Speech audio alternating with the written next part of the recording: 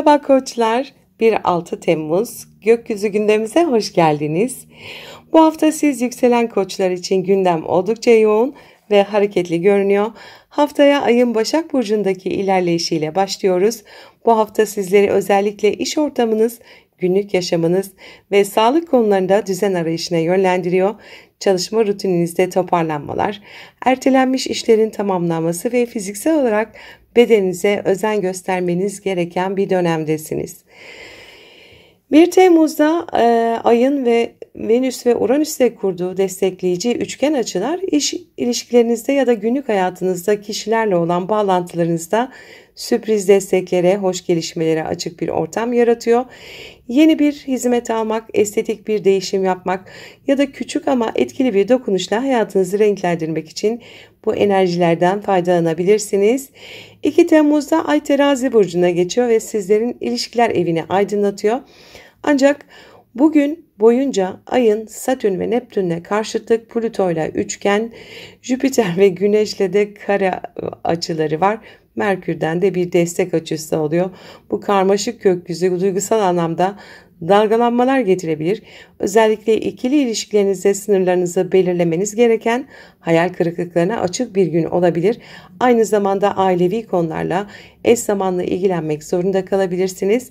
Sorumluluklar arasında sıkıştığınızı hissedebilirsiniz. Fakat Plüton'un desteği sayesinde güçlü bir karar alabilir ve kontrolü yeniden elinize alabilirsiniz.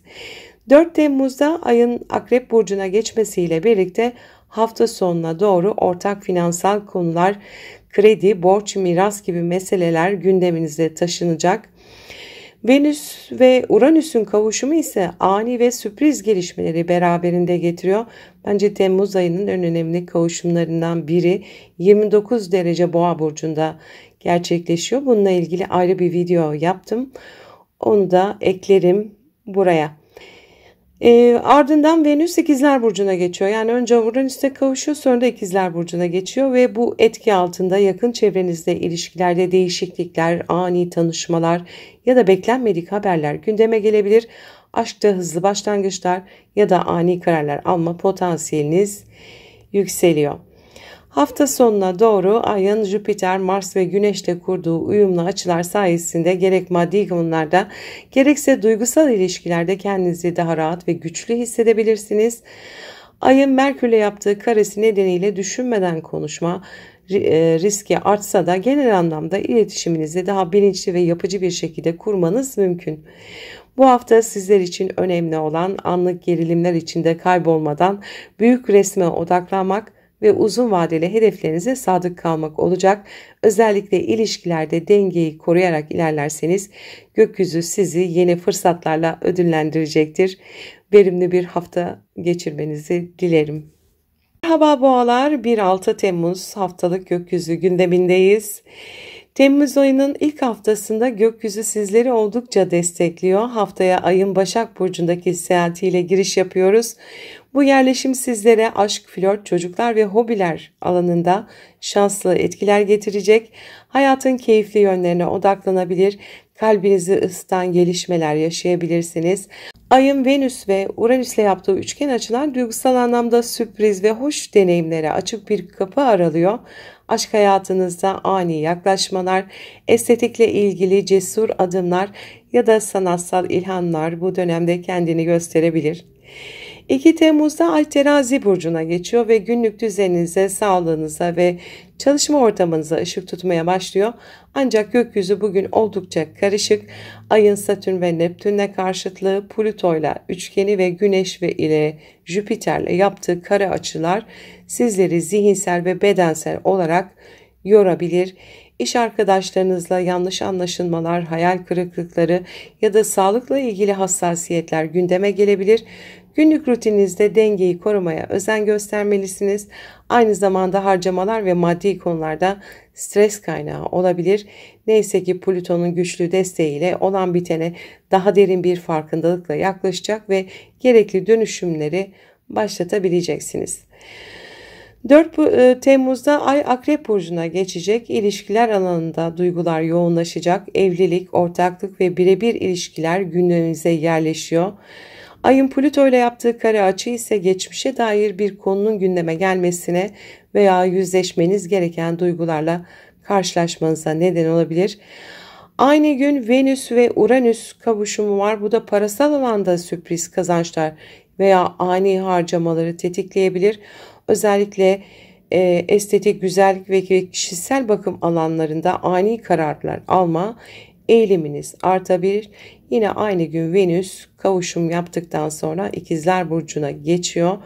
Bence bu ayın en önemli kavuşumu 29 derecedeki Venüs ve Uranüs'ün Boğa burcunda kavuşması. 5 Temmuz'da gökyüzü daha ılımlı. Ayın Jüpiter'le üçgen Mars'la ile sekstil açılar kurması sayesinde hem duygusal ilişkilerinizde hem de sosyal bağlantılarınızda destekleyici etkiler altındasınız.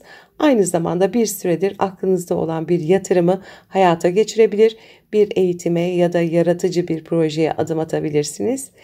Bu hafta sizin için önemli olan İçsel huzurunuzu korurken hayatın sürprizlerine açık olmanız, güzellik, estetik, aşk ve finans gibi alanlarda gökyüzü size yeni kapılar aralıyor. Kalbinizin sesini dinlerken pratik yanınızda devrede tutarsanız bu haftadan maksimum verim alabilirsiniz. Verimli bir hafta geçirmenizi dilerim. Bay İkizler 1-6 Temmuz haftalık gökyüzü gündemindesiniz. Temmuz ayının bu ilk haftasında gökyüzü sizleri iç dünyanıza dönmeye, köklerinize ve ailevi meselelere daha fazla dikkat çekmeye çağırıyor. Haftaya Ay Başak Burcu'nda seyahatiyle başlıyoruz. Bu da sizleri ev, yuva ve aile ile ilgili konulara yöneltiyor. Ayın Venüs ve Uranüs'le yaptığı olumlu açılar evde güzelleşmeler yapma, aileyle sürpriz ama sevindirici gelişmeler yaşama ve içsel huzuru sağlamak adına destekleyici, bir süredir üzerinde düşündüğünüz yerleşim, taşınma ya da dekorasyon gibi işler için bugünü değerlendirebilirsiniz. 2 Temmuz'da Ay Terazi Burcu'na geçiyor ve hayatın eğlenceli yönlerini ön plana çıkarıyor. Aşk, çocuklar ve yaratıcı projeler ön plana çıkabilir. Ancak bugün gökyüzü oldukça yoğun ve duygusal anlamda gelgitleri açık. Ayın Satürn ve Neptün'le karşıtlığı, Jüpiter ve Güneş'le yaptığı kare açı, duygusal dalgalanmalara, özellikle ilişkilerde beklentilerin karşılanmamasına yol açabilir. Karşınızdaki kişilerin sizi anlamadığını düşünebilirsiniz. Ayın Plüto ile yaptığı üçgen açı ise sizi duygusal derinliğe ve içsel farkındalığa yöneltiyor. Aynı zamanda Ay ile Merkür arasındaki olumlu açıda bu gelgitleri açık iletişimle dengeleyebileceğinizi gösteriyor. 4 Temmuz'da Ay Akrep Burcu'na geçiyor ve sizleri günlük yaşamın temposuna, iş ve sağlık konularına odaklandırıyor. Bu dönemde fiziksel sağlığınızla ilgilenmek, beslenme düzeninizi gözden geçirmek ve günlük rutinlerinizi yeniden yapılandırmak adına uygun bir süreçtesiniz. Aynı gün Venüs ile Uranüs 29 derece Boğa Burcu'nda kavuşuyor. Bence bu ayın en önemli kavuşumu bu. Ardından da Venüs İkizler Burcu'na geçiş yapıyor. Bu gökyüzü hareketi sizlere görünüşünüzde, tarzınızda veya ilişkinizde ani ama etkileyici değişimler getirebilir. Aşk hayatınızda hızlı başlangıçlara, sürpriz tanışmalara açık olacaksınız. 5 Temmuz'da ise Ay'ın Jüpiter'le yaptığı üçgen açı bilinçaltınızdan gelen destekleri ve içsel rehberliği öne çıkarıyor. Ayın Güneş ve Mars'la yaptığı sekstil açılar ise enerjinizi daha olumlu bir şekilde yönlendirebileceğinizi, özellikle gündelik yaşamda güçlü adımlar atabileceğinizi gösteriyor. Ancak Ay ile Merkür arasındaki kare açıya dikkat edin. İletişim kazalarına, yanlış anlaşılmalara açık olabilirsiniz. Kendinizi doğru ifade etmeye özen gösterin. Bu hafta sizler için hem içsel bir dönüşüm zamanı hem de kişisel çekiciliğinizi artıran fırsatlarla dolu. Değişime açık olun.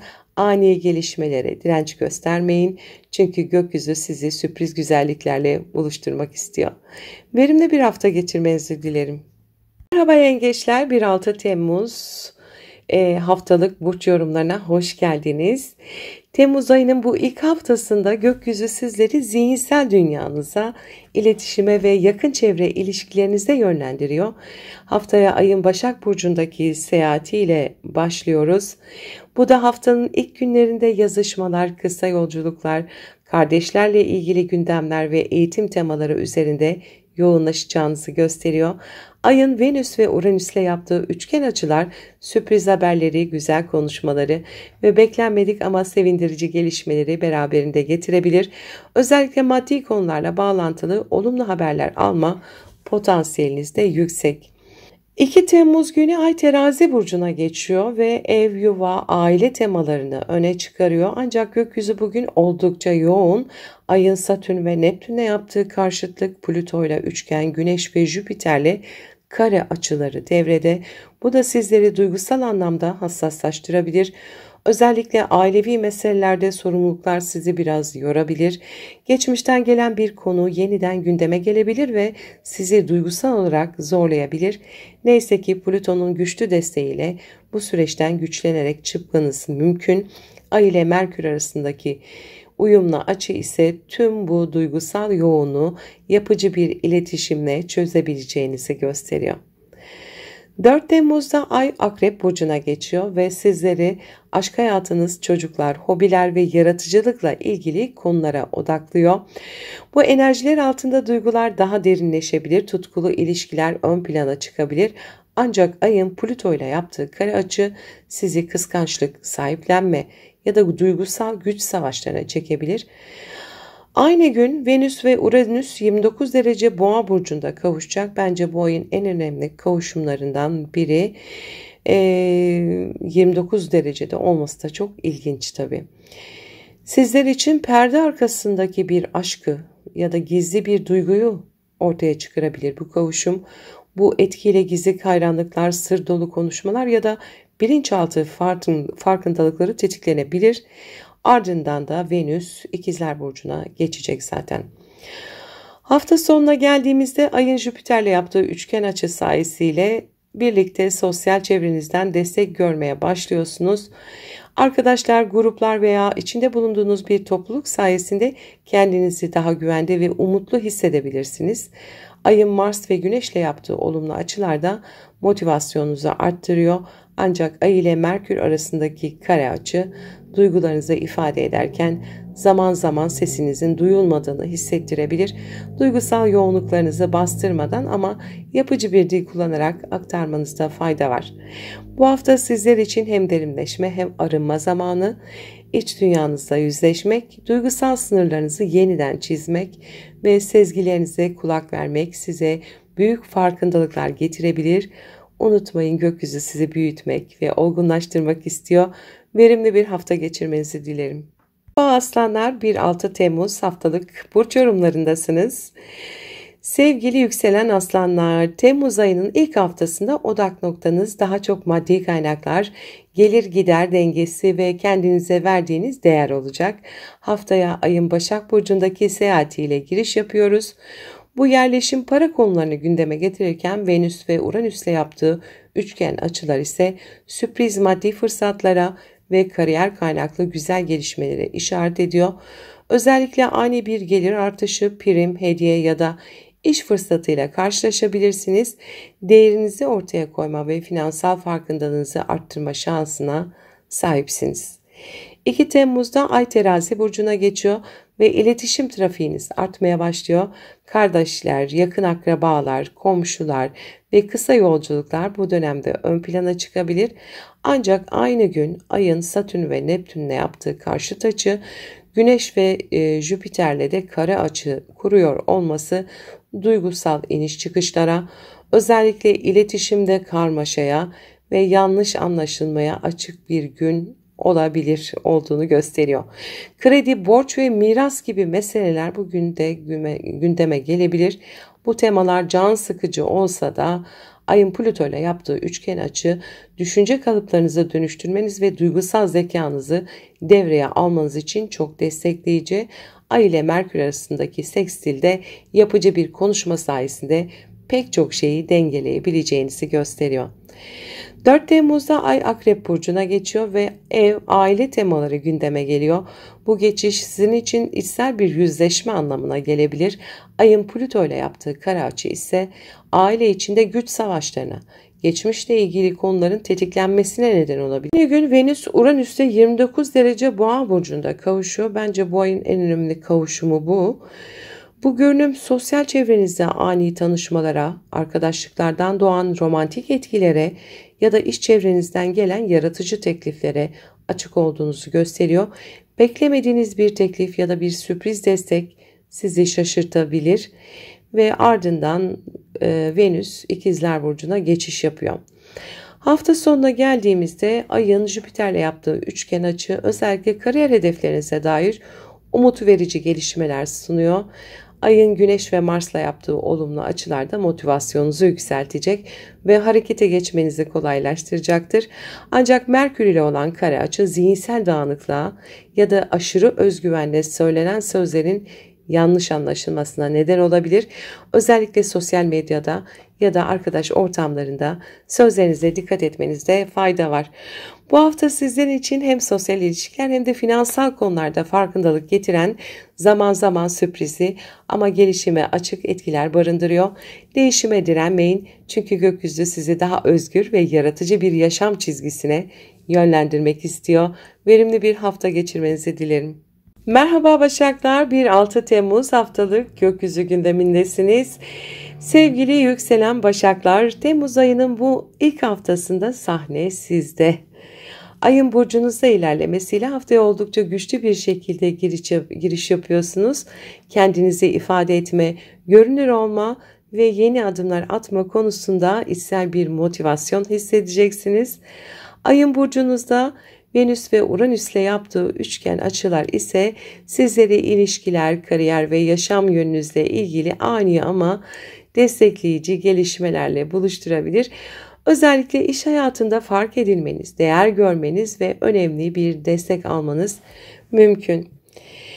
2 Temmuz'da Ay Terazi burcuna geçiyor ve dikkatinizi maddi konulara çekiyor. Ancak gökyüzü bugün oldukça yoğun ve zaman zaman zorlayıcı. Ayın Satürn ve Neptün'le karşıt Güneş ve Jüpiter'le kare açısı var. Para meselelerinde hayal kırıklıkları, belirsizlikler ya da dengesizlikler yaratabilir. Harcamalar artabilir ya da bir ödemeyi gözden kaçırabilirsiniz. Neyse ki Ayın Plüto ile kurduğu üçgen açı kriz gibi görünen bu durumu güçlü bir dönüşüm fırsatına çevirebilir. Ayrıca Merkür ile yapılan sekstil açı yapacağınız stratejik bir görüşme sayesinde bu sıkışıklığı aşmanıza yardım edebilir. 4 Temmuz'da Ay Akrep Burcu'na geçiyor. Bu geçiş zihinsel enerjinizi arttırırken yakın çevrenizde daha derin paylaşımlar içine girmenize neden olabilir. Ancak Ay'ın Plüto ile yaptığı kare açı iletişimde güç çekişmelerini ve duygusal manipülasyonları tetikleyebilir. Bugünlerde duyduklarınıza hemen tepki vermeden sezgilerinizi devreye alarak analiz yapmanıza fayda var. Aynı gün Venüs Uranüs'le 29 derece Boğa burcunda kavuşuyor. Bu kavuşumla ilgili ayrı bir video yaptım. Onu da izlemenizi tavsiye ederim. Bu kavuşum kariyer hayatınızda sürpriz bir teklif, yaratıcı bir iş fikri ya da otorite figürlerinden gelen desteği gündeme getirebilir. Özellikle kadın figürlerden yana şanslı olacaksınız. Bu kavuşumun ardından da Venüs İkizler Burcu'na geçiş yapıyor. Hafta sonuna geldiğimizde Ay'ın Jüpiter'le yaptığı üçgen açı uzaklarla ilgili konularda şans getiriyor. Yurt dışı bağlantılı işler, eğitim, hukuki süreçler ya da yayıncılıkla ilgili alanlarda fırsatlar karşınıza çıkabilir. Ay'ın Güneş ve Mars'la yaptığı sekstil açılar ise motivasyonunuzu arttırıyor. Planlarınızı uygulamaya dökme cesaretini sizlere veriyor. Ancak Merkür ile olan kare açı üstü kapalı konuşmaların yanlış anlaşılmalara yol açabileceğini gösteriyor. Söylediklerinizin net ve yapıcı olmasına özen gösterin. Bu hafta sizler için sahneye çıkma, özgüvenle adım atma, ani gelişmelere açık olma zamanı. Ne kadar esnek olursanız gökyüzünün sunduğu fırsatları o kadar verimli kullanabilirsiniz. Verimli bir hafta geçirmenizi dilerim. Merhaba teraziler, 1-6 Temmuz haftalık gökyüzü gündemimizdesiniz. Sevgili yükselen teraziler, Temmuz ayının ilk haftasında iç dünyanıza dönüyor. Bilinçaltınızda gezinen duygularla daha fazla temasa geçiyorsunuz. Haftaya ayın Başak Burcu'ndaki seyahatiyle başlıyoruz. Bu yerleşim biraz daha içe dönük olmanıza, yalnız kalma ve düşünme ihtiyacınıza işaret ediyor. Venüs ve Uranüs'le kurulan uyumlu açılar ise maddi anlamda beklenmedik bir çözüm, gizli bir destek ya da manevi rahatlama getirebilir. Ruhsal anlamda güçlü bir dönüşüm içinde olabilirsiniz. Meditasyon, şifa çalışmaları, namaz, dua veya yaratıcı içsel keşifler için harika bir gün. 2 Temmuz'da Ay sizin burcunuza geçiyor. Bu duygularınızın görünür hale geldiği, ilginin üzerinizde toplandığı bir güne başlatıyor. Ancak bugün Ay'ın Satürn ve Neptün'le karşıt, Güneş ve Jüpiter'le kare açılar yaptığı yoğun bir gökyüzü var. Sorumluluklarınız ağır gelebilir, ilişkilerde hayal kırıklıkları yaşanabilir. Özellikle iş-ev dengesinde zorlanmalar gündeme gelebilir. Plüton'un Ay'a yaptığı destekleyici üçgen açı bu duygusal çalkantıların altından güçlenerek çıkmanıza yardımcı olacaktır. Ayın Merkür'le yaptığı sekstil açı ise bir arkadaşınızdan ya da sosyal çevrenizden gelen bir fikirle bakış açınızı değiştirmenizi sağlayabilir. 4 Temmuz'da Ay Akrep Burcu'na geçiyor. Finansal konular ön plana çıkabilir. Gelir gider dengenizi gözden geçirmek, yeni yatırımlar yapmak ya da borçlarınızı yapılandırmak için harekete geçebilirsiniz. Ancak Ay ile Plüto arasındaki kare açı maddi meselelerde baskı ve kontrol temalarına dikkat çekiyor. Bir şeyi kaybetme korkusuyla hareket etmek yerine elinizde olanı daha bilinçli yönetmeniz gerekebilir. Aynı gün Venüs Uranüs'le 29 derece Boğa burcunda kavuşum yapıyor. Bence bu ayın en önemli kavuşumu bu. Bununla ilgili ayrı bir video yaptım. Onu da mutlaka izleyin. Bu da sizler için uzaklar, eğitim, hukuki süreçler ya da seyahatlerle ilgili ani ama pozitif sürprizlere açık bir dönemin başlangıcını işaret ediyor. Yeni bir vizyon belirleyebilir, geleceğe dair umut tazeleyebilirsiniz. Aynı gün Venüs kavuşumu yaptıktan sonra İkizler Burcu'na geçiyor. Hafta sonuna doğru Ay'ın Jüpiter'le yaptığı üçgen açı, finansal destek, borçların hafiflemesi ya da başkalarının kaynaklarından faydalanma anlamında şanslı etkiler barındırıyor. Güneş ve Mars ile olan sekstil açılar sizi sosyal anlamda hareketlendiriyor, yeni bağlantılar kurmanıza yardımcı oluyor. Ancak Ay ve Merkür karesi kariyer ve otorite figürleriyle iletişimde dikkatli olmanızı söylüyor. Yanlış anlaşılmalar veya egoya dayalı konuşmalar sorun yaratabilir. Bu hafta sizler için hem içsel olarak çözülme hem de sosyal olarak parlayabileceğiniz bir hafta. Duygularınızla yüzleşmekten korkmayın. Çünkü bu farkındalıklar sizi ileri taşıyacak. Verimli bir hafta geçirmenizi dilerim. Merhaba akrepler, bir 6 Temmuz haftalık gökyüzü gündemimizdesiniz. Sevgili yükselen akrepler, Temmuz ayının bu ilk haftasında sosyal çevreniz, gelecek planlarınız ve hayat hedefleriniz gündemde olacak. Haftaya ayın Başak Burcu'ndaki seyahatiyle giriş yapıyoruz. Bu etki arkadaş çevreniz, gruplar, organizasyonlar ve ekip çalışmaları açısından verimli bir başlangıca işaret ediyor. Venüs ve Uranüs'le kurulan destekleyici üçgen açılar, ilişkilerden yana sürpriz bir destek ya da dost çevresinden gelen beklenmedik bir teklifin kapınızı çalabileceğini gösteriyor. Sosyal ortamlarda parlayabilir, keyifli gelişmelere açık olabilirsiniz. 2 Temmuz'da Ay Terazi Burcu'na geçiyor ve bilinçaltınızı tetiklemeye başlıyor. Ruhsal anlamda iniş çıkışlar yaşayabileceğiniz bir gün. Ayın Satürn ve Neptün'le karşıt açısı, Güneş ve Jüpiter'le kare açısı, zorlayıcı bir gökyüzü bu sizi bekliyor olacak. Özellikle geçmişten gelen konular, bastırılmış duygular ya da gizli meseleler üzerinizde baskı yaratabilir. Ruhsal olarak kendinizi kapana kısılmış gibi hissedebilirsiniz. Ancak Plüton'un Ay'a yaptığı destekleyici üçgen açı derin dönüşüm enerjisini kullanabileceğinizi ve duygusal yüklerden arınabileceğinizi gösteriyor. Ayrıca Ay'ın Merkür'le yaptığı uyumlu açı bir terapist, danışman ya da güvenilir biriyle yapacağınız bir konuşmayla zihninizi rahatlatmanıza yardımcı olacaktır. 4 Temmuz'da Ay sizin burcunuza geçiyor ve duygularınız artık gizlenemez hale geliyor. İç dünyanız dışa yansıyor, sezgileriniz kuvvetleniyor. Bu dönemde kişisel meseleler, fiziksel sağlığınız ve dış görünüşünüzle ilgili bazı değişimler söz konusu olabilir. Ancak Ay'ın Plüto ile karesi iletişimde sert çıkışlara, takıntılı düşüncelere ya da kontrol ihtiyacına dikkat çekiyor. Duygularınızla hareket etmek yerine stratejik düşünmeniz gerekebilir. Aynı gün Venüs, Uranüs'le Boğa burcunun 29 derecesinde kavuşuyor. Bence bu ayın en önemli kavuşumu bu. Bu kavuşum sizlere ortaklı paralar, kredi, miras, nafaka, burs gibi konularda sürpriz bir gelişme getirebilir. Ani bir ödeme, destek ya da finansal dönüşümle karşılaşabilirsiniz. Aynı gün Venüs bu kavuşumu yaptıktan sonra da İkizler Burcu'na geçiyor. Hafta sonuna geldiğinizde Ay'ın Jüpiter'le yaptığı üçgen açı özellikle duygusal ilişkiler, maddi destekler ve ruhsal derinlik anlamında size şifa getiriyor. Güneş ve Mars ile yapılan uyumlu açılarsa yaşam enerjinizi yükseltiyor. Yeni bir girişimde bulunmak, uzun zamandır beklettiğiniz bir planı hayata geçirmek için bu enerjileri kullanabilirsiniz. Ancak Ay-Merkür karesi düşünmeden söylenen sözlerin ya da fazla içselleştirilmiş duyguların yanlış anlaşılmalara yol açabileceğini söylüyor. Sakinlik ve içsel denge bu haftanın anahtarı olacaktır. Bu hafta sizler için dönüşüm, farkındalık ve özgürleşme temaları ön planda olacak. Duygularınız sizi derine çekebilir ama orada bulacağınız şey sizi gerçek gücünüzle yakınlaştıracaktır. Verimli bir hafta geçirmenizi dilerim. Merhaba yaylar, 1-6 Temmuz gökyüzü gündemindesiniz. Sevgili yükselen yaylar, Temmuz ayının ilk haftasında kariyeriniz, toplumsal statünüz ve gelecek hedefleriniz ön planda olacak. Haftaya Ay'ın Başak Burcu'ndaki seyahatiyle başlıyoruz. Bu özellikle iş hayatınızda detaycı, planlı ve üretken bir tutum sergileyebileceğinizi gösteriyor.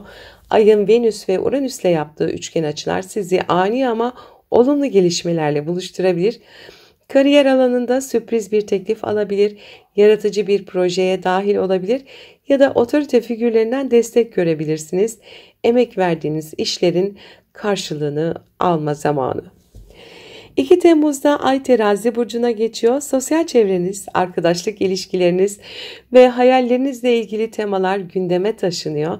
Ancak bugün gökyüzü oldukça hareketli ve zaman zaman sert etkilerde barındırıyor. Ayın Satürn ve Neptün'le karşıtlığı, Güneş ve Jüpiter'le yaptığı kare açı, ailevi konular, ev hayatı, finansal dengeler ve ilişkilerde karmaşa yaratabilir. Planladığınız bazı adımlar ertelenebilir ya da duygusal yükler nedeniyle yönünüzü şaşırabilirsiniz.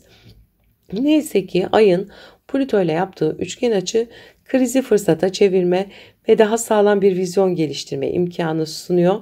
Ay'ın Merkür'le yaptığı sekstil açıda yeni bir fikir, dost sohbeti ya da sosyal bir temas sayesinde sizi rahatlatarak yolunuzu netleştirebilir. 4 Temmuz'da Ay Akrep Burcu'na geçiyor.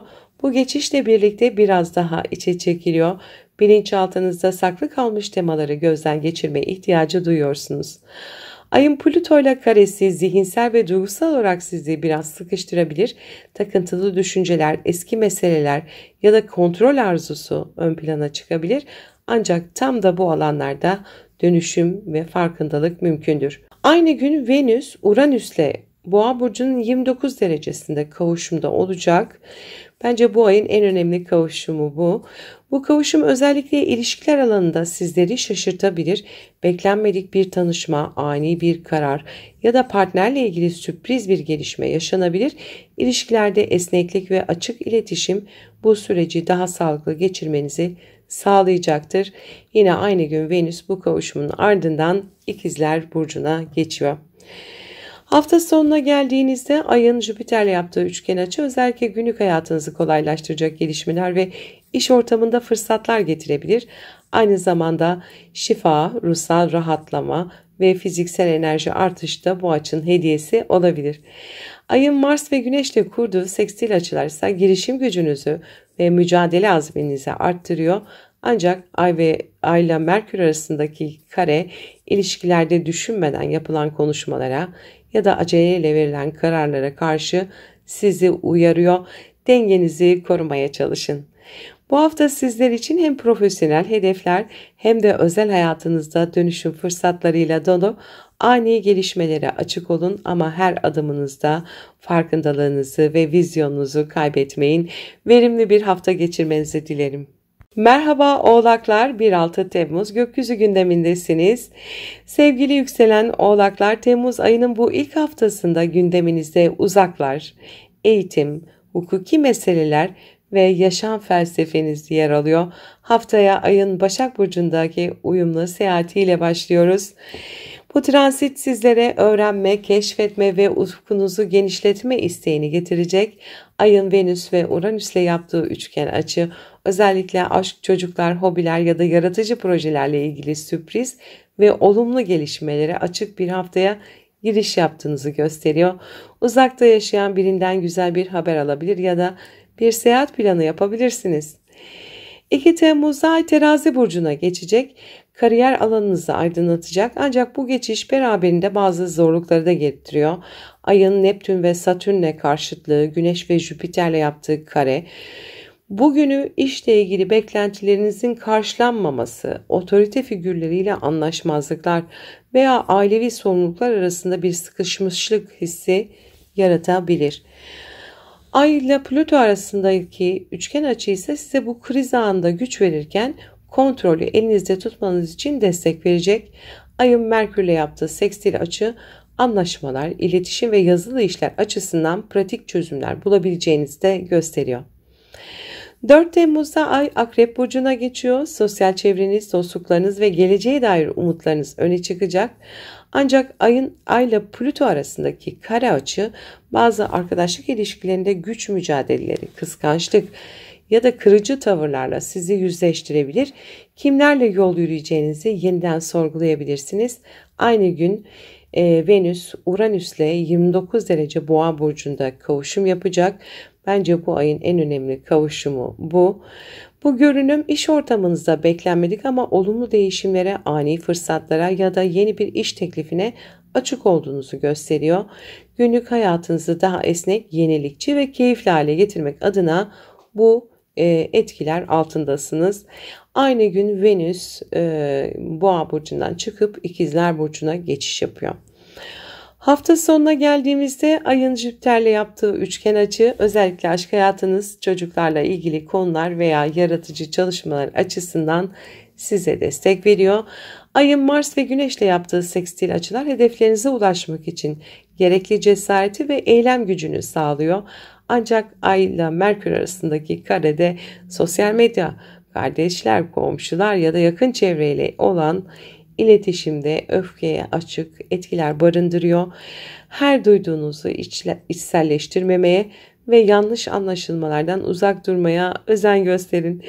Bu hafta sizin için gelişim, dönüşüm ve sosyal çevreyi yeniden yapılandırma haftası. Güç sizin içinizde. Yeter ki stratejik olun ve ani tepkiler yerine uzun vadeli vizyonla hareket edin. Verimli bir hafta geçirmenizi dilerim.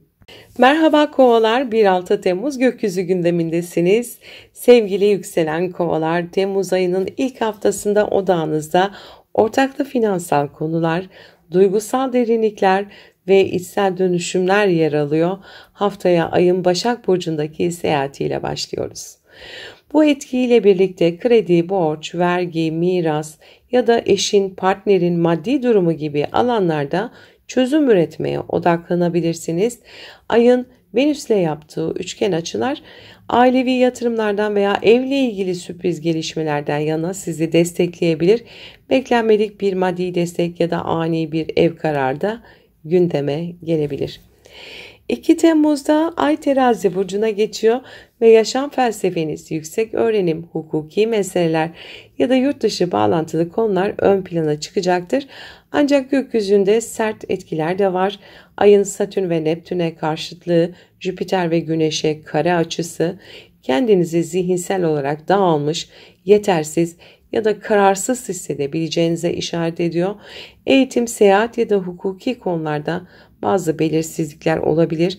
Ayın Plüto ile yaptığı üçgen açı sayesinde size derin sezgiler ve stratejik güç getirecek. Ayrıca Ay ve Merkür arasındaki sekstilde akademik ya da yasal meselelerde destekleyici bir haber, başvuru ya da fikir alışverişini gündeme getirebilir. 4 Temmuz'da Ay Akrep Burcu'na geçiyor ve kariyer alanınızı aydınlatıyor. Bu geçişle birlikte mesleki hedeflerinizi yeniden gözden geçirebilir. Bazı önemli kararlar alabilirsiniz. Ancak Ay'ın Plüto ile karesi otorite figürleriyle güç mücadelesine dikkat çekiyor. Gücü doğru kullanmak, duygularınızı bastırmadan ama stratejik şekilde ifade etmek önemli olacaktır. Aynı gün Venüs Uranüs'te 29 derece Boğa burcunda kavuşum yapacak. Bence bu ayın en önemli etkilerinden biri. Bu kavuşum aşk hayatınızda ani gelişmeler ve yeni tanışmalar ya da ilişkilerde heyecanlı bir dönemi başlatabilir. Bu konuyla ilgili ayrı bir video yaptım. Onu da izlemenizi tavsiye ederim. Aynı zamanda çocuklarla ilgili sürpriz haberler ya da yaratıcı projelerde özgürleştirici gelişmeler yaşanabilir. Venüs bu kavuşumu yapmasının ardından İkizler Burcu'na geçecek aynı gün. Hafta sonuna geldiğimizde Ay'ın Jüpiter'le yaptığı üçgen açı özellikle ev, aile, yuva ve geçmişle ilgili duygusal meselelerde size şifa ve huzur getirecek. Evde vakit geçirmek, sevdiklerinizle bağ kurmak ya da köklerinize dönmek bu haftanın rahatlatıcı yönlerinden biri olabilir. Ayın Mars ve Güneş'le yaptığı sekstil açılar kariyer, aile dengesini kurma konusunda sizi destekliyor. Ancak Ay Merkür karesi ise ilişkilerde kırıcı sözlere, iletişim kazalarına ve yanlış anlaşmalara karşı temkinli olmanız gerektiğini hatırlatıyor. Bu hafta sizin için dönüşüm, yenilenme ve kişisel gelişim fırsatları sunuyor. Duygularınızı bastırmadan ama bilinçli bir şekilde yönettiğiniz sürece gökyüzü size gücünüzü hatırlatacaktır. Verimli bir hafta geçirmenizi dilerim. Merhaba balıklar, 1-6 Temmuz haftası gökyüzü gündemindesiniz. Sevgili yükselen balıklar, Temmuz ayının ilk haftasında odağınız ilişkiler, ortaklıklar ve duygusal bağlar olacak. Haftaya Ay'ın Başak Burcu'ndaki seyahatiyle başlıyoruz. Bu da demek oluyor ki özellikle ikili ilişkilerde ve işbirliklerinde düzen arayışınız ön plana çıkıyor. Ayın Venüs ve Uranüs'le yaptığı üçgen açılar ani ama güzel gelişmeleri beraberinde getirebilir. Bir ilişki teklifine açık olabilirsiniz. Mevcut ilişkilerde ise beklenmedik ama tatlı bir yakınlaşma yaşayabilirsiniz. Aynı şekilde iş ortaklıkları ya da anlaşmalar konusunda da sürpriz fırsatlar söz konusu olabilir. 2 Temmuz'da Ay Terazi Burcu'na geçiyor. Ortak kazançlar, finansal paylaşım, miras, kredi ya da borç konularında bazı gündemleriniz olabilir. Ancak bugün gökyüzü oldukça yoğun ve dalgalı. Ayın Satürn ve Neptün'le karşıtlığı, Güneş ve Jüpiter'le yaptığı kare açı kendi ihtiyaçlarınızı hem de başkalarının beklentilerini dengelemekte zorlanabileceğinizi gösteriyor. Maddi ya da duygusal konularda fedakarlık yapma eğiliminiz olabilir ama bunun ölçüsünü kaçırmamaya özen gösterin. Neyse ki Ayın Plüto ile üçgeni size içsel güç kazandıracak. Aynı zamanda Ayın Merkür'le sekstilde hem mantığınıza hem sezgilerinizle doğru kararlar alabileceğinizi gösteriyor. 4 Temmuz'da Ay Akrep Burcu'na geçiyor ve sizleri uzaklar, inançlar, eğitim, hukuk ya da seyahat gibi konularda meşgul edecek. Hayatınıza yeni bir bakış açısı getirme ihtiyacınız artabilir. Ancak Ayın Plüto ile yaptığı kare açı bazı zihinsel takıntılar ya da kontrol ihtiyacıyla sizi zorlayabilir. Düşüncelerinizi başkalarına dayatmamak ya da bir konuda ısrarcı olmamak ilişkiler için daha iyi olacaktır. Aynı gün Venüs Uranüs'te Boğa burcunun 29 derecesinde kavuşumda olacak. Bu kavuşum ailevi ilişkilerde sürpriz gelişmeler getirebilir. Bu konuyla ilgili ayrı bir video yaptım. Bence onu izleyin. Ev değişikliği, taşınma ve ya da aile içinde beklenmeyen haberler gündeme gelebilir. Evinizi güzelleştirmek, yeni bir düzen kurmak için de oldukça ilginç bir zaman dilimi olacaktır. Venüs bu kavuşumu yaptıktan sonra ardından aynı gün İkizler Burcu'na geçiş yapacak. Hafta sonuna geldiğimizde ayın Jüpiter'le yaptığı üçgen açı sizi içsel olarak güçlendirecek ve duygusal anlamda koruyacak etkiler barındırıyor. Aşk hayatınızda, çocuklarla ilgili konularda ya da sanatsal çalışmalarınızda şanslı etkiler devrede olacak. Ayın Mars ve Güneş'le yaptığı sekstil açılar iletişim, eğitim, kısa seyahatler ya da günlük işlerinizi kolaylaştırma açısından destekleyici. Ancak Ay Merkür karesi aile içi iletişimde ya da evle ilgili bazı konularda yanlış anlaşılmalara neden olabilir. Özellikle ev içindeki diyaloglarda sözcüklerinizi dikkatli seçmeniz gereken bir zamandasınız. Bu hafta sizin için hem ilişkilerde yenilik hem de ruhsal anlamda bir derinleşme fırsatı sunuyor. Duygularınızı tanıyarak ve ifade ederek ilerlerseniz gökyüzü sizi destekleyecektir. Verimli bir hafta geçirmenizi dilerim.